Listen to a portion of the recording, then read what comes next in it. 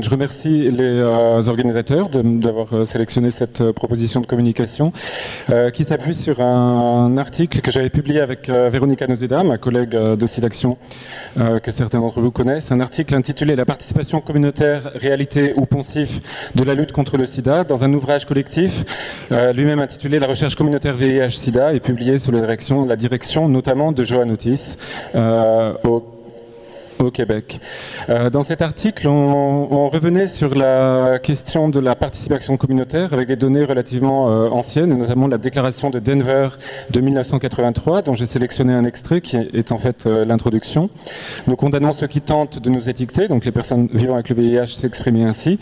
Nous condamnons ceux qui tentent de nous étiqueter comme victimes, terme qui implique la défaite, et nous nous considérons seulement occasionnellement comme patients, terme qui sous-entend la passivité, l'impuissance et la dépendance envers les autres. Nous sommes des personnes atteintes du sida.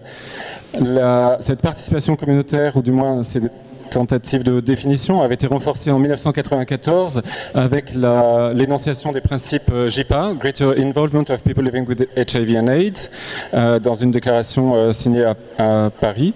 JIPA n'est ni un projet ni un programme, c'est un principe qui vise à garantir aux personnes vivant avec le VIH l'exercice de leurs droits et de leurs responsabilités, y compris leur droit à l'autodétermination et à la participation au processus de prise de décision qui affecte leur propre vie. Ce faisant, JIPA vise également une meilleure qualité et une plus grande efficacité dans la riposte au sida. Ce que l'on peut retenir de ces deux notions élaborées dans la première décennie de la riposte au VIH-Sida, donc entre 1983 et 1994, ce sont des principes éthiques, mais aussi des principes d'efficacité. Et il nous semblait néanmoins qu'ils contenaient des questions irrésolues qu'on avait cherché à traiter donc, dans le cadre de cet article, qui étaient notamment les suivantes: les tensions entre la voix singulière de chaque personne malade faisant état de son expérience propre, et la question de la représentation, sinon même de la représentativité de ces voix. Parmi les questions irrésolues, il nous semblait que celle des conditions de possibilité, y compris matérielles en fait, n'était pas traitée ou peu traitée. Et quand on s'est posé la question des conditions matérielles, c'était y compris celle des carrières de chercheurs d'un côté, avec une stabilité si possible assurée, enfin dans le meilleur des cas, et puis carrière de malades vivant dans des situations de précarité, de rupture importante, notamment dans les années qui ont vu ces déclarations émerger.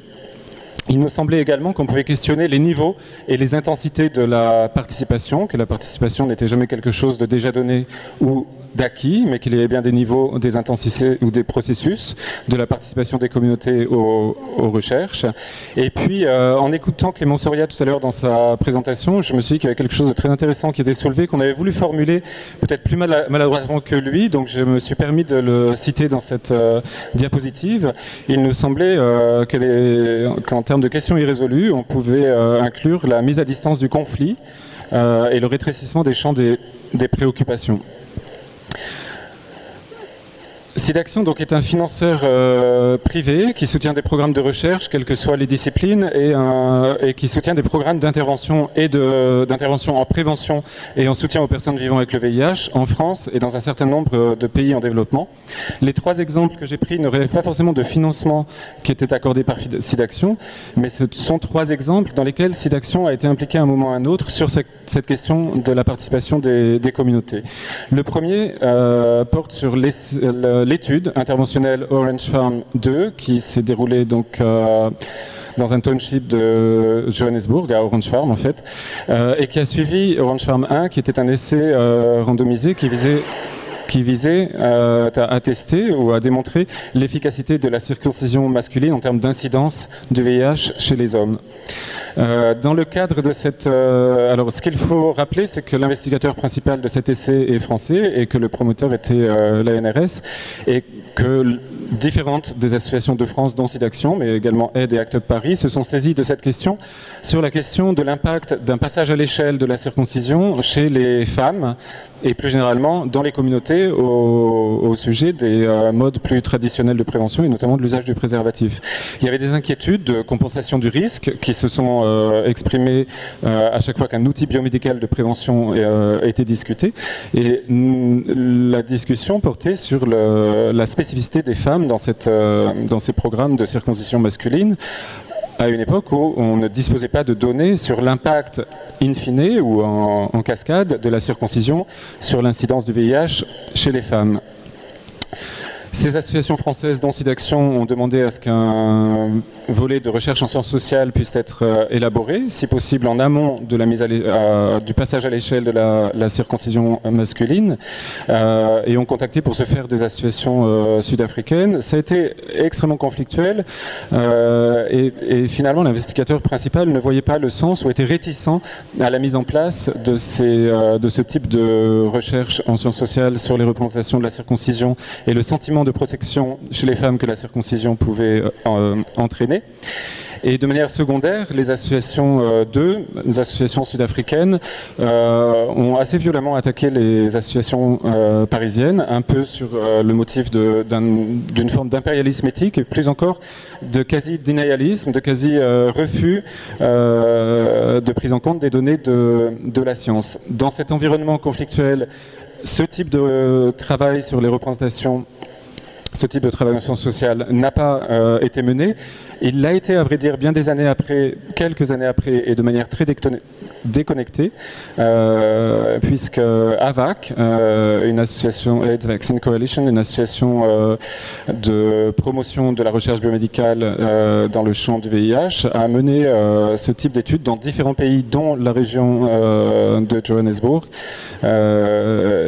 et comme je le disais, de manière déconnectée des préoccupations qui avaient réuni dans cet environnement conflictuel des promoteurs, des investigateurs biomédicaux et des associations engagées dans la défense des intérêts des communautés.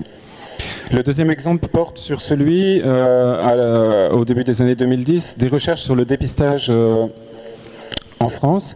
La France connaît une épidémie relativement stable de VIH-Sida, du moins dont la croissance est stable, une épidémie concentrée. 40% des infections ont lieu chez les hommes ayant des rapports sexuels avec des hommes et 40% chez des personnes hétérosexuelles migrantes, principalement originaires de pays d'Afrique subsaharienne, et 20% chez des personnes hétérosexuelles de nationalité française. Une épidémie stable, une croissance stable, qui a conduit au début des années 2010 à envisager une redéfinition des modèles de dépistage avec deux hypothèses: aller au-devant des populations les plus touchées où la prévalence était la plus forte, notamment avec des tests rapides, permettrait de découvrir plus et plus tôt les nouvelles infections, et parallèlement proposer en population générale un dépistage à chaque occasion, pas à chaque occasion, pardon, proposer une fois dans la vie en population générale un dépistage à l'occasion d'un contact avec le système de santé permettrait de rattraper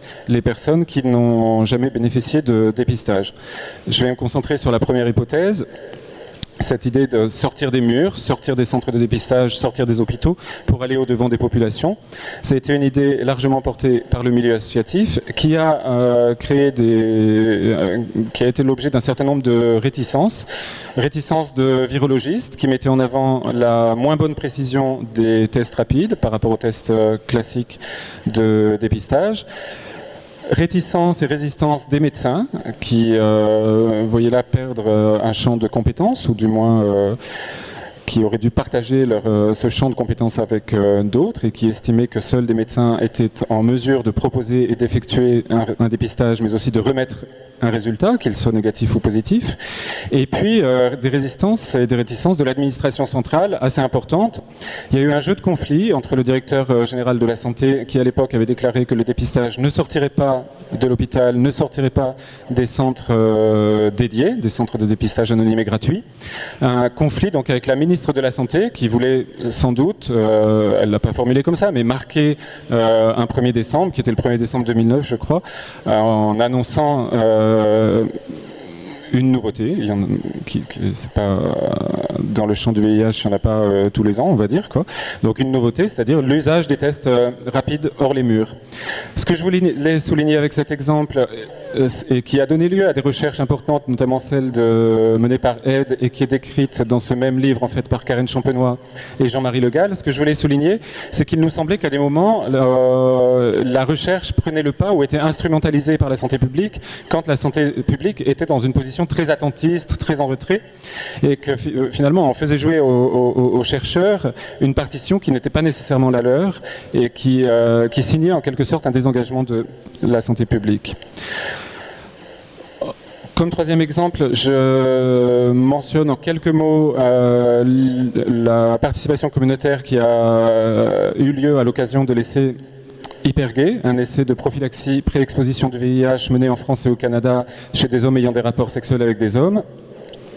Et je souligne assez rapidement le fait qu'une consultation communautaire préalable au lancement de l'essai Hypergay avait eu lieu, qu'elle a donné lieu à une mobilisation relativement importante. Plus de 400 personnes ont participé à cette consultation dans une dizaine de villes en France, et surtout qu'elle a permis à l'association Aide de faire reconnaître les besoins en termes d'information et d'accompagnement des futurs volontaires à l'essai, et qu'elle a permis à cette association de se poser comme co-investigateur de l'essai. Ces exemples me permettaient de souligner en fait ce qu'on avait lu chez deux auteurs, Chung et Lounsbury, dans un papier de 2006. Ces exemples me permettaient de souligner qu'on pouvait parler de la participation sous la forme d'un continuum qui commençait dès l'inclusion des sujets de la recherche, qui passait par la consultation, éventuellement par la consultation directe des chercheurs auprès des communautés, dans une démarche relativement descendante. Cette consultation pouvait également prendre la forme d'une consultation mutuelle, un peu moins descendante et peut-être plus équilibrée, et elle pouvait donner lieu éventuellement à des situations de co-investigation. Pour finir, c'est l'un des derniers champs de cette présentation. Il nous semblait que la question de qui participe n'était pas forcément traitée quand on parlait de la participation communautaire. On avait mis en avant deux effets de classification, des classifications endogènes, des communautés qui s'autodéfinissent ou qui s'étaient autodéfinies et qui avaient saisi l'espace public pour s'exprimer avant la classification, les classifications proposées par la santé publique dans le champ du VIH-Sida. On peut penser aux communautés gays notamment, et qu'il y avait des classifications exogènes qui pouvaient être en France celle de migrants par exemple, qui avait été et qui est toujours une classification proposée par la santé publique, finalement assez peu reprise par les communautés elles-mêmes. Et en fait, on trouve chez Ian Hacking des choses intéressantes qui sont plus fines en fait en termes pour décrire ces effets de classification. Il y a des effets de quantification, par exemple par taux de prévalence auxquels on peut penser pour classer les populations, et qui entraînent des effets de seuil. On le voit avec la PrEP par exemple, l'ONU-SIDA et l'OMS recommandant la PrEP dans des populations où la prévalence du VIH est supérieure, l'incidence du VIH est supérieur à 3%. Et ce qu'on doit avoir en tête, c'est que le calcul de prévalence, c'est un peu la question de la taille des mailles du filet, en fait. On l'a rappelé, Vinkim, tu l'as rappelé dans ta plénière, en population HSH en France, on s'attendait à des prévalences de 3%. Dans les Hypergay, elles sont de 9%. On peut se dire qu'on a juste resserré les mailles du filet, surtout quand on ne dispose pas de population de référence pour calculer ces prévalences ou ces incidences, en fait, quand on ne dispose que de populations qui sont de fait issues d'échantillons de convenance. On peut mentionner des effets de classification administrative, par exemple sur les populations clés aujourd'hui, et les effets d'exclusion que cela peut emporter. Il doit y avoir une présentation après sur les personnes handicapées face au VIH-Sida, personnes handicapées et sourdes. Je ne sais pas si elle a lieu cette présentation, mais ça serait l'occasion de parler de cette population qui n'est pas retenue, et du coup pour lesquels les financements ne seront pas au rendez-vous. Des effets d'auto-appropriation, je ne m'étends pas dessus, mais on le voit bien sur des dénominations comme HSH, ce qui était relativement inattendu, travailleurs du sexe, travailleuses du sexe, qui était dans une logique peut-être plus facilement compréhensible. Des effets de normalisation, on ne parle plus de toxicomanie mais d'usage. de produits, d'usage de drogue. On ne parle plus de, je sais pas moi, de déviance sexuelle, mais de rapports entre hommes. Et puis, ce qu'il faut souligner, comme Lavin Kim, tu le faisais, et je vais arrêter là, en fait, c'est que ces classifications sont interactives, qu'elles comportent des effets de boucle. Je mentionne l'un des effets de boucle. En fait, j'avais bien aimé ce que tu disais sur les boucles biosocio-techniques, en fait, biosocio-technologiques. On retrouve là le premier article paru sur la PrEP en 1995. C'était un article sur des modèles animaux, des modèles macaques, en fait. Et puis 20 ans après, on voit la mobilisation d'activistes à Londres, PrEP Now, PrEP for All, donc dans un pays où l'État n'a pas accordé l'usage de la PrEP, du moins un usage accessible à tous et remboursé. Voilà l'un des effets de boucle. Et ce qui me semblait utile de penser avec cette idée d'effet de boucle, c'est que finalement la question de l'antériorité n'était pas très importante. La question de l'originalité n'avait plus de sens dans ces rotations, en fait, dans ces boucles. Et puis 3 points d'attention pour terminer. La fabrication du consensus, c'est ce qui crée notre culture, en fait. Mais comme le disait Clément Soria ce matin, c'est aussi ce qui laisse un grand nombre de questions non traitées, en fait. L'effet de proximité, c'est quelque chose dont on peut discuter quand il est question de la participation des communautés à la recherche, en fait. Alors, parfois on entend dire que la distance est un peu le garant de l'objectivité, mais que l'engagement, c'est aussi le garant de l'efficacité, y compris des programmes de recherche. En fait, je pense que cette question de proximité, y compris géographique, il y a pas mal de Français dans cette conférence, et la proximité est en discussion à peu près dans toutes les sessions. Voilà, je pense que c'est un des points d'attention à garder en vue. Et puis finalement, comme on le disait donc avec Véronica Nozeda, on plaide pour la modulation des modes d'inclusion et de travail commun. Il n'y a a priori pas de règles à dégager, du moins pas de règles uniques, mais bien une adaptation à chacune des questions qui devront être traitées. Voilà, merci pour votre attention.